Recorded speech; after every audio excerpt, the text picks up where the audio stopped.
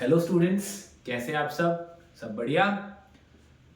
मैं हार्दिक गुलानी, आपका biology lecturer, welcomes you to Dakshini resolution. आप सभी का स्वागत है हमारे लेक्चर सीरीज में, जिसमें हम बात कर रहे हैं about all the papers from the Gujarat board, और हम उसके अंदर जो है एमसीक्यूज के ऊपर टारगेट कर रहे हैं। हमें पता है कि स्टूडेंट्स को एमसीक्यू में काफ़ी दिक्कतें आती है, तो इसी वजह से मैं आपके पास आया हूँ दक्षिणी रेजोल्यूशन के माध्यम से। Okay, and we are going to target the MCQs of the previous year board examination. तो आपकी जो तैयारी है वो काफ़ी जोर शोर से चल रही होगी। ओके, तो अभी हम without wasting any time we are going to target our MCQs from the paper March 2024। Okay, ठीक है। अभी यहाँ पे जो एमसीक्यूज हैं उसके अंदर आप शायद देख रहे होंगे कि यहाँ जो है ना कुछ आंसर जो है मार्क किए हुए हैं। ओके, तो वो जो है तुम्हें वो आंसर्स पे टारगेट नहीं करना है, जो मैं तुम्हें कराऊंगा वही फाइनल आंसर होगा।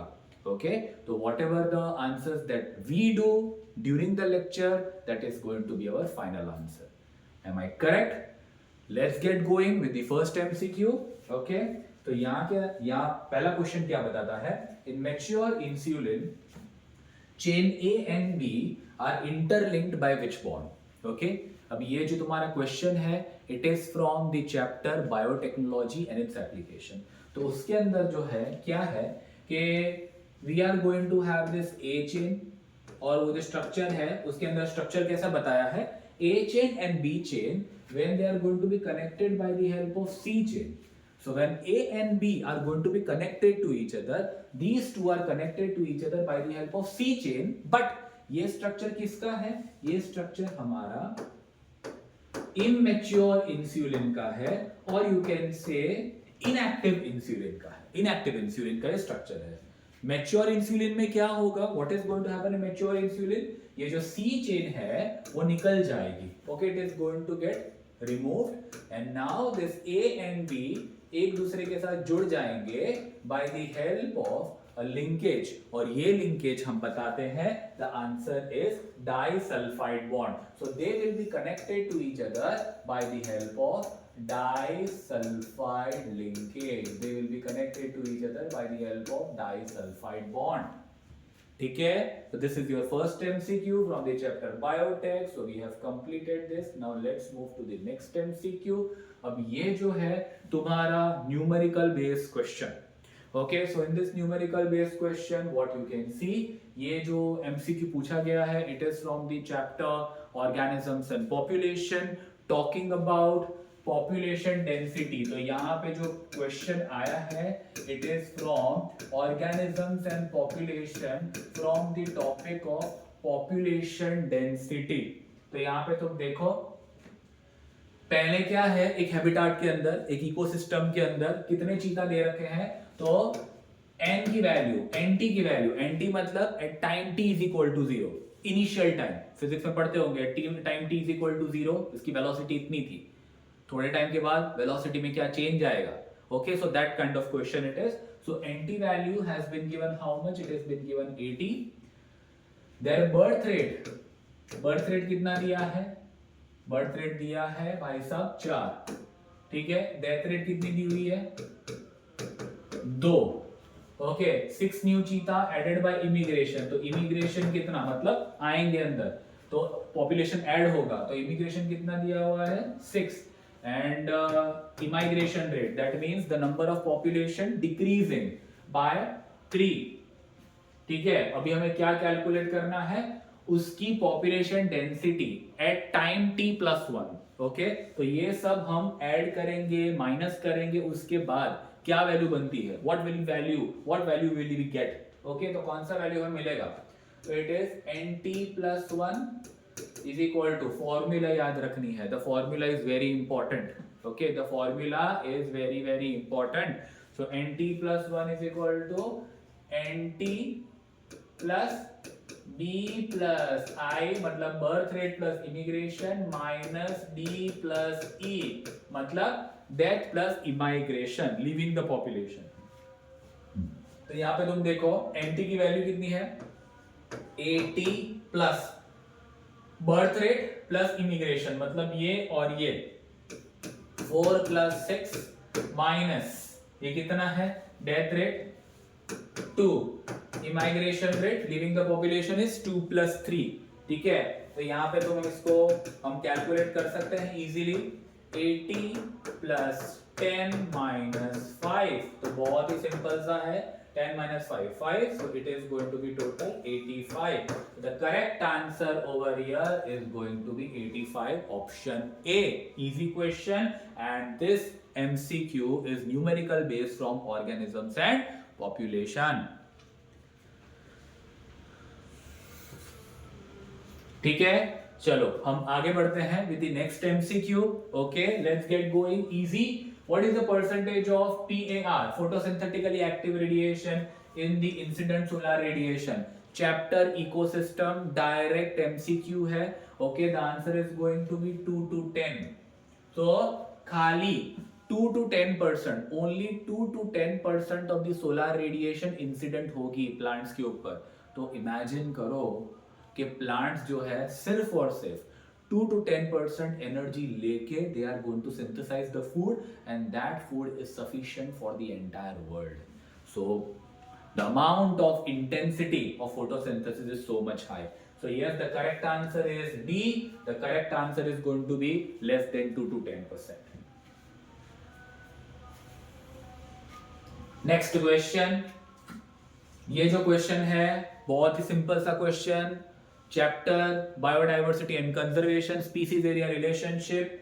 तो इसके अंदर जो है स्पीसीज एरिया रिलेशनशिप जो है scientist based question. It was given by our naturalist Alexander von Humboldt. So over here the correct answer is going to be C, Alexander von Humboldt. Which of the following naturalist established species area relationship? हमें बखूबी पता है, हमें बहुत अच्छी तरह से पता है that the species, the amount of species, the variety of species increases with increase in the area. So species richness is directly proportional to the area under study. So this is the answer, and the correct option is Alexander von Humboldt. ठीक है, चलो next MCQ, the fifth one. Emasculation, a step of artificial hybridization. Chapter कौन सा, sexual reproduction in flowering plants, chapter number 1. ठीक है, emasculation मतलब क्या, removal of the male part. तो emasculation in angiospermic plant is, तो बहुत ही easy from the topic artificial hybridization. Okay, तो इमैस्कुलेशन मतलब मेल कैरेक्टरिस्टिक निकाल देंगे, तो हम क्या करेंगे, एंथर को यहां से निकाल देंगे. So the correct answer is going to be A. This is from the topic artificial hybridisation में से ये क्वेश्चन आया है. ठीक है, नेक्स्ट क्वेश्चन जो बनता है, it is coming from the chapter reproductive health, chapter number 3. Okay, in which process sperm is directly introduced into ovum. ठीक है, it is a type of IVF. It is a type of in vitro fertilization, which we call it as ICSI IVF, intracytoplasmic sperm injection. तो तुम्हें पता ही है, I will write down the explanation over here. ICSI IVF ET. तो इसका मतलब, इसका full name अगर लिखा जाए तो इंट्रासाइटोप्लाज्मिक स्पर्म इंजेक्शन. क्या है इंट्रासाइटोप्लाज्मिक स्पर्म इंजेक्शन? तो मतलब ये स्पर्म को ऐसे कैथेटर के द्वारा, कैथेटर से पकड़ के ये ओवम के अंदर इंट्रोड्यूस करेंगे. ठीक है, कि स्पर्म के अंदर अगर मोटिलिटी ना हो तो स्पर्म जो है डायरेक्टली ओवम के अंदर हम इंट्रोड्यूस करेंगे. तो इसे हम क्या बोलते हैं, ICSI, intracytoplasmic sperm injection in vitro fertilisation embryo transfer. So over here the correct answer जो है, it is going to be our ICSI IVF. सो यहाँ पे देखो गिफ्ट मार्क किया है ना, तो गिफ्ट नहीं है, इसलिए मैंने पहले बता दिया, जो आंसर मैं बोलूंगा that is going to be the correct one. So here it is going to be ICSI. Okay, moving to the next one, moving to the next MCQ, बहुत ही important MCQ from molecular basis of inheritance. Yes, so the RNA polymerase 3 is responsible for the transcription of which RNA? Okay, so over here you need to remember that if I am going to talk about RNA polymerase 3, तो यहाँ पे मैं लिख देता हूँ RNA polymerase 3 is responsible for the transcription of tRNA, ठीक है, 5S rRNA and snRNA, ठीक है। तो यहाँ पे तुम देख लो ऑप्शन क्या है, hnRNA वो नहीं आएगा, hnRNA मतलब RNA polymerase 2, mRNA भी नहीं आएगा, वो भी RNA polymerase 2, ये भी नहीं आएगा। Okay, 18S rRNA. 18S rRNA is going to be a part of RNA polymerase 1. And this is going to be the correct answer. This is your tRNA. Okay, so RNA polymerase 3 is responsible for the transcription of which RNA? It is going to be tRNA. This is from the chapter Molecular Basis of Inheritance, chapter number 5. ठीक है, easy MCQ, very simple MCQ. Now moving to the next one. Next MCQ again numerical based question है, coming from the chapter, which chapter? Evolution, Hardy-Weinberg's principle, population genetics का सवाल। तो यहाँ पे तुम देखो population frequency of M allele कितनी है 0.8, हमें क्या ढूंढना है recessive allele। तो यहाँ पे तुम्हें बता देता हूँ कैसे सॉल्व करना है, सिंपल है, एकदम सिंपल सा सवाल कि अगर तुम्हारे पास हार्डी-वेनबर्ग इक्विलिब्रियम का क्वेश्चन आता है तो remember only two formulas, p square plus 2pq plus q square is equal to 1 and p plus q is equal to 1। ये जो हम यूज करते हैं p plus q is equal to 1 allele frequency calculate करने के लिए, और ये हम यूज करेंगे जीनोटाइप फ्रीक्वेंसी कैलकुलेट करने के लिए। तो यहाँ पे तुम देखो क्वेश्चन क्या दिया है, एम अलील मतलब डोमिनेंट अलील, कैपिटल एम अलील, उसकी जो अलील फ्रीक्वेंसी है that is denoted by small p, कितनी दी हुई है 0.8। ओके, तो तुम देख सकते हो यहाँ पे इट इज गिवन 0.8, हमें रिसेसिव का ढूंढना है। तो सबसे पहले तो ये फॉर्मूला अप्लाई कर लो, p plus q is equal to 1, 0.8 plus q is equal to 1, तो यहाँ पे q कैसे बन जाएगा 1 minus 0.8, it is going to be 0.2। ठीक है, अभी हमें क्या करना है, homozygous recessive. Okay, homozygous recessive मतलब हमें जो है उसकी जीनोटाइप ढूंढना है, we need to find out the genotype. तो यहाँ पे किसका जीनोटाइप ढूंढना है, जीनोटाइप हमें ढूंढना है, we need to find out the genotype of recessive population। तो recessive मतलब क्या, recessive मतलब Q। तो कैसे ढूंढेंगे, ये चीज करके, तो Q कितना है 0.2, Q स्क्वायर कर लो। ओके, ठीक है, तो यहाँ पे क्या बन जाएगा 0.2 square, so that is going to be what, it is going to be 0.4, और हमें आंसर देना है परसेंटेज के अंदर। तो यहाँ पे परसेंटेज में आंसर आएगा 4%। ठीक है, तो यहाँ पे जो करेक्ट आंसर है it is going to be what, it is going to be 4%। Option B is going to be the correct answer, finding out the homologous recessive population, so it is going to be 4%। तो यहाँ पे simple सी बात 0.2 का square कर लो, 0.4 आ जाएगा, and 0.4 मतलब you have to multiply, okay, you have to find out the answer in the form of percentage, so it is going to be what, it is going to be 4%। चलो, simple सा सवाल था। Next question, which bioactive molecule produced by trichoderma polysporum, microbes का chapter, बहुत ही simple सा सवाल। Okay, trichoderma polysporum responsible for the production of immunosuppressive agent. Immunosuppressive agent मतलब कौन, साइक्लोस्पोरिन ए, जो इम्यून सिस्टम को सप्रेस करता है। Okay, so cyclosporin is the correct answer.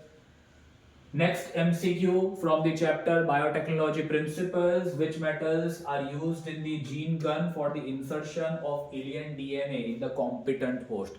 Biolistics or gene gun used for plant body transformation, MCQ।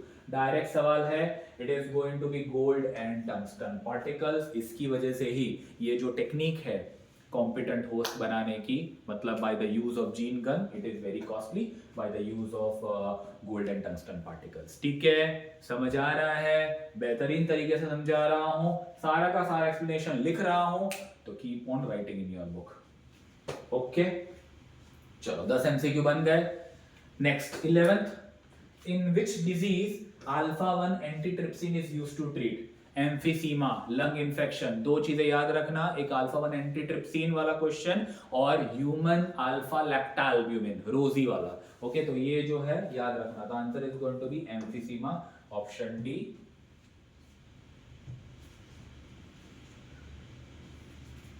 Next MCQ, India is a country of pre reproductive aged people, मतलब pre reproductive individuals ज्यादा है। Pre reproductive individuals अगर ज्यादा होंगे मतलब population बनेगा expanding. तो ऐसा बनेगा तुम्हारा diagram, pre reproductive, reproductive, post reproductive. So over here population of pre-reproductive individuals are high. So the example over here is going to be for expanding population. The population is expanding. ठीक है, अगर ये है तो expanding, अगर ऐसा होगा तो स्टेबल। ओके, जिसके अंदर almost pre reproductive, reproductive and post reproductive almost same. अगर ऐसा होगा like this, where post reproductive individuals are more compared to pre reproductive, तो it is going to be declining population. तो यहां पे आंसर आएगा एक्सपांडिंग। इजी एकदम। Next MCQ, detritus food chain आता है क्वेश्चन इकोसिस्टम में से। डिट्राइटस मतलब dead organic matter, it is going to be talking about dead matter. So detritus food chain begins from definitely the dead organic matter, easy MCQ. Next one, in which of the following thalamus contributes to fruit formation? Thalamus contributing to fruit formation मतलब वो example बन जाएगा false fruit का। Coming from the chapter sexual reproduction in flowering plants, topic seed. Okay, तो यहाँ पे बेहतरीन example strawberry is an example of a false fruit, and that is why strawberry is going to be the correct answer. Mango is not the correct answer because mango जो example है वो true fruit का example है, and true fruit are going to be those fruits which is directly derived from the ovary. Okay, तो यहाँ पे thalamus contributing, so answer is going to be strawberry. ठीक है, easy. चलो, in vasectomy a small part of which of the following is cut for sterilization? So definitely it is a method of terminalization. Coming from the chapter, कौन सा chapter? Reproductive health. Okay, so here vasectomy, नसबंदी जिसे हम बोलते हैं, तो here vas deferens is going to be cut. Sperm production चालू रहेगा, लेकिन उसका जो ट्रांसपोर्ट है वो रुक जाएगा because vas deferens is responsible for transportation. So over here हम vasectomy के अंदर what are we going to do? We are going to cut a part of vas deferens and we are going to tie it, and that is why vasectomy is going to be the correct answer, and here vas deferens is the correct option over here. How many years ago modern men Homo sapiens arose? So definitely we are modern, we are new. The correct answer is going to be 75,000 to 10,000 years. Coming from directly the chapter evolution, from the topic origin and evolution of men. Okay,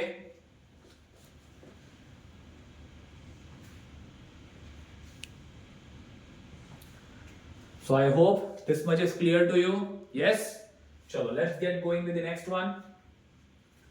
बहुत ही simple सा MCQ, 17th वाला, easy वाला, 2 minute में कर लेंगे अपन। From the chapter biotech applications, crystals BT toxin produced by some bacteria do not kill the bacteria themselves because कौन सा toxin है? क्राइटॉक्सिन। मतलब क्राइटॉक्सिन जो है it is produced by BT. वो बीटी मतलब बैसिलस बैक्टीरिया, वो प्रोड्यूस तो खुद करेगा लेकिन वो खुद को किल नहीं करेगा बिकॉज वो टॉक्सिन इनएक्टिव होता है उसकी बॉडी के अंदर। तो toxin is inactive inside its body. ठीक है, तो बैक्टीरिया की बॉडी के अंदर जो है वो टॉक्सिन इनएक्टिव रहेगा। वो जब भी प्लांट बॉडी के अंदर ओके जब प्लांट बॉडी के अंदर जाएगा और जब उसके ऊपर पेस्ट फीड करेंगे तो पेस्ट का जो गट है अल्कलीन नेचर का है तभी वो टॉक्सिन एक्टिवेट हो जाएगा। तो correct answer is going to be toxin is inactive. Next MCQ coming from the chapter, बताइए कौन सा चैप्टर, sexual reproduction in flowering plants वाला चैप्टर। Which of the following layer of microsporangium provides nutrition to the developing pollen grains? So yes, the answer is going to be nutrition provide करता है मतलब tapetum. Okay, nutrition provider tapetum. Next question, which of the following hormone is secreted causing ovulation? देखो ovulating hormone हमारा LH है। LH causes, जब LH का surge होगा मतलब LH जब इंक्रीज होगा तभी ओव्यूलेशन होगा, ये हमें पता है। It is from the chapter human reproduction, okay, and from the topic menstrual cycle, okay. So LH surge very important, LH surge that means increase in the content, increase in the level of LH is responsible for causing ovulation, okay। so यहाँ पे FSH correct answer नहीं है, LH is going to be the correct answer, it is LH surge responsible for causing the process of ovulation। Next MCQ coming from the chapter reproductive health, statutory ban on amniocentesis। एमनियोसेंटेंसेस वैसे useful तो है कि भाई कोई भी disease हो, कोई भी क्रोमोसोमल डिसऑर्डर हो, so we can detect it, okay. But लोग उसे जो है सेक्स डिटरमाइन करने की वजह से हम इसे बैन करते हैं, because due to sex determination female feticide increases. So over here statutory ban on amniocentesis, it is due to sex determination. Klinefelter syndrome, again from the chapter Principles of Inheritance and Variation. Klinefelter syndrome, it is due to trisomy of the sex chromosome, where the condition of the individual is going to become XXY. So the correct answer is trisomy of the 23rd pair of chromosome. Okay, so 21 MCQs are done. Next MCQ, चलो भाई बहुत ही आसान सा सवाल है यहाँ पे, molecular base of inheritance में से न्यूमेरिकल बेस क्वेश्चन है। डबल स्ट्रैंडेड डीएनए में 35% कितना दिया है, हाँ तो 35% क्या दिया है, 35% ग्वानिन दिया है। हमें क्या करना है, थायमिन का परसेंटेज ढूंढना है। तो यहाँ पे मैं दिखा देता हूँ, यहाँ पे तुम्हें चारगाफ का रूल फॉलो करना होगा, कॉम्प्लीमेंट्री बेस पेयर रूल। तो क्या है, ATGC, okay. ANT connected by the help of 2 hydrogen bonds, GNC connected by the help of 3 hydrogen bonds। तो यहाँ पे हमें ग्वानिन कितना दिया है, तो ग्वानिन ही दिया है।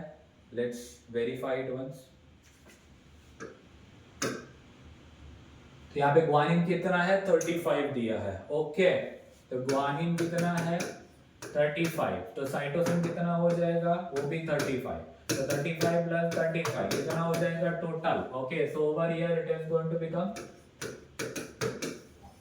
70%। तो टोटल तो इसका 70% हो गया, ओके। तो टोटल इसका 70% हो गया। अभी नेक्स्ट क्या है, हमें ढूंढना क्या है, हमें थायमिन ढूंढना है सिर्फ। तो 100 - 70 कितना हो गया, 30%। तो यहाँ पे क्या होगा, एडेनाइन विल बी 15% और थायमिन बन जाएगा 15%। So here the correct answer is going to be what? The correct answer is going to be 15%। तो ये आंसर नहीं होगा, the answer is going to be 15%। Okay, easy MCQ। चलो next one, which is the correct example for divergent evolution। So over here divergent मतलब क्या, divergent मतलब it is talking about homologous organs, मतलब origin same है, origin same है लेकिन functions अलग अलग है। So this becomes divergent. उसका इनवर्स करें तो, अगर एनालॉगस की बात करें तो ओरिजिन अलग अलग है लेकिन मीट करते हैं सेम पॉइंट पे, तो वो बन जाता है कन्वर्जेंट। ये हो जाएगा एनालॉगस, ओके। तो यहाँ पे जो है which is the correct example of divergent evolution, thorn of bougainvillea and tendril of cucurbita. मतलब कांटा निकलता है बोगेनविलिया में से, काम क्या करता है, डिफेंस करता है। टेंड्रिल क्या क्या करता है, tendril it is responsible for providing support. तो ये जो हो गया डिफेंस, ये हो जाएगा सपोर्ट। लेकिन दोनों निकल कहां से रहे हैं? थॉर्न भी निकल रहा है स्टेम में से, टेंड्रिल भी निकल रहा है स्टेम में से. Okay, so over here this is going to be the correct answer because they both are going to perform different functions. तो बाकी तुम देखो, flippers of penguin and dolphin. Flippers penguin comes under class Eus, वो Eus में आता है. Dolphin comes under mammal, लेकिन flipper क्या करता है? It is responsible for locomotion. So same, so that will come under analogous because origin अलग अलग है, लेकिन काम same कर रहा है. Octopus eye and human eye. तो दोनों जो है, ऑक्टोपस जो है it is going to come under invertebrate, वो इनवर्टिब्रेट में आएगा, हम आते हैं वर्टिब्रेट्स में. तो ओरिजिन अगेन अलग अलग है, लेकिन काम क्या कर रहा है? काम सेम कर रहा है. आईज रिस्पॉन्सिबल फॉर विजन, ठीक है. Sweet potato root and potato stem. अब स्वीट पोटैटो जो है उसका हम रूट खाते हैं एंड पोटैटो का हम स्टेम खाते हैं, लेकिन काम क्या कर रहा है? दोनों का काम सेम ही है, स्टोरेज ऑफ फूड. तो सारा का सारा जो है वो कन्वर्जेंट इवोल्यूशन में आएगा. तो correct answer is going to be option A. Okay, done है, क्लियर, गुड टू गो. चलो next MCQ. Secretion of interferon कौन सा प्रकार का बैरियर है? ये कौन सी इम्यूनिटी में आता है? सबसे पहले it comes under innate immunity. तो ये किसमें आएगा? It comes under innate immunity.